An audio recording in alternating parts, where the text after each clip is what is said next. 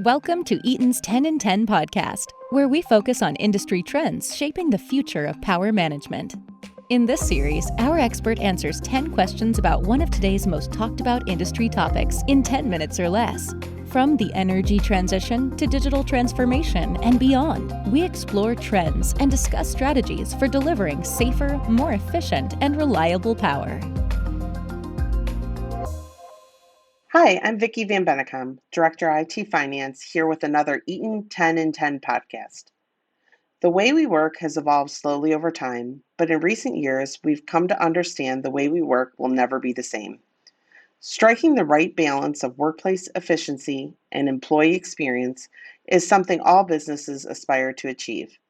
And now more than ever, we're leveraging data and advanced technologies to help us get there. Today, we're talking with Jason Pappas from our IT Innovation and Emerging Technologies team about functional productivity and how companies can use technology to help them realize their business goals. Jason, thanks for joining us. Thanks for having me, Vicki. We've got 10 questions lined up and 10 minutes to answer, so let's get started. How do you define functional productivity? We look at functional productivity as fundamentally reimagining and transforming our corporate and business functions and the way they work, their work processes. We're trying to create better work experiences for our employees and at the same time delight our internal and external customers. This concept really applies across Eaton's workforce. It's not just for one particular function or group. It applies to all of our geographies and across different roles, whether it be knowledge workers, managers, field service, or even on our shop floors. And why should companies care about functional productivity? What are some of the benefits they could receive? Well, first off, companies should care about it because their employees care about it. And like it or not, the workplace and the workforce continues to change every day. Some of the benefits we see focus around the following areas. First, employee experience. So, really changing the way that employees do their work. We want them to have the best experience. We want them to have a consumer like experience, a digitalized experience. Wherever we can, we want to take away and eliminate administrative work. We don't want them to have to push around files, spreadsheets, or data. And speaking of data, we want them to be able to make data-driven decisions. And when they can do that, when they can make these decisions, their decisions tend to be better informed, and they can even lead to improved safety and improved outcomes. That's interesting. So you're saying this isn't about just replacing people with robots and eliminating their jobs? No, and that's one of the biggest misconceptions, in fact. We really want to go ahead and free up our employees to be more effective in their jobs. This means giving employees what they need to do their job, focusing again on what they do best. It also gives them the opportunity to grow their skills as they shift focus to the new demands and opportunities that are presented. This is really part of our overall digital transformation strategy. Hmm. So you mentioned that functional productivity is part of Eaton's digital transformation strategy. How does that relate to the broader digital transformation? Eaton has a comprehensive digital strategy. It's focused around 4 digital pillars. The first is delivering new and intelligent power management solutions. That's new digital revenue for us, and that's empowered by our BrightLayer platform. Then we're trying to create engaging customer experiences. So as customers interact with us through whatever channel, reducing friction, making it easier for them to do business with us. The next is enabling digital factories of the future. So this is really taking Industry 4.0 and applying it across our factory footprint. And then finally, functional productivity, which is what we're talking about today. And all of these are critical to our goal to transform Eaton. But with each of these pillars, they all go hand in hand. But I think of functional productivity as a real enabler to all other aspects of our digital transformation. If you think about it, we're helping employees fundamentally change the way they work, drive that change, and support it through our employees. We won't be successful in the other aspects of our digital transformation. So, talk to us about some of the technologies and enablers that can help drive functional productivity. A great question. We think about functional productivity as much more than a technology play. Instead, we're focused on three areas to help us transform.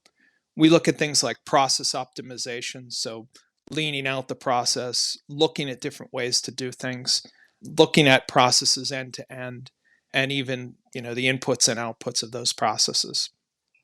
We think about intelligent and end-to-end automation. So, how can we automate those processes then?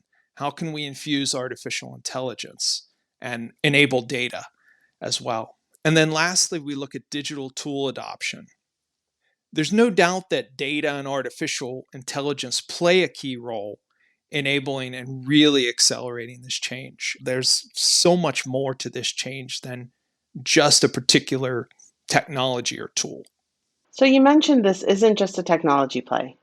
What are the steps someone should take to start their functional productivity journey? Yeah, again, this is a big change for a lot of people, and it's a different way of thinking. So while digital tools and technology play important roles, it's critical that we really start by understanding the strategy and goals of our functions. So we're taking a step back, we're connecting with our functional leaders, our functional executives, and we're trying to understand what are their strategies? What are they trying to achieve? Where are they getting stuck trying to achieve those goals? Or where do they want to accelerate? And then we start to look at that. We look at those problems and we're trying to spend more time in that problem statement and use techniques, things like design thinking or analytics, different approaches to help us arrive at a solution. This is different than how many people have approached this in the past. It's not just saying, hey, I've got a certain technology, I've got a hammer, where's the nail?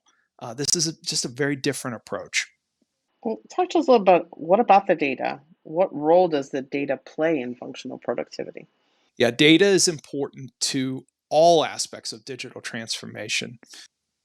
At the most basic level, we need to make data available to our employees. You really can't ask someone anymore to do their job without the tools they need. For our workforce, the critical tool is often data. But once we mature beyond the basics, beyond that basic data availability, we can now start to leverage data with AI to drive more intelligent automation and to provide actionable data driven insights to folks. Data is really the alpha and omega in this equation. We need it to start, and then we need it to progress into the more advanced opportunities. You just mentioned AI. How is Eaton using AI and intelligent automation to improve functional productivity? Well, we've been on the journey for some time with robotic process automation, or RPA. This allows us to automate manual processes with bot workers, freeing up our employees. It's just one of the enablers in our functional productivity journey. But RPA can only go so far and requires data and artificial intelligence to advance to a level of what we call intelligent automation. And in intelligent automation, it allows us to automate more processes and even have the bots work in tandem with human employee counterparts, so interacting as if they were coworkers. This leads to even more productivity and better outcomes. COVID-19 changed the way a lot of us work. Did these changes drive new opportunities for functional productivity and any that will remain long after COVID? For us, one of the biggest opportunities that we saw during COVID was around using augmented reality for remote collaboration. We were already working with augmented reality prior to COVID. We were starting to drive productivity, bringing our experts to any Eaton or customer location instantly and eliminating the need for travel or greatly reducing it.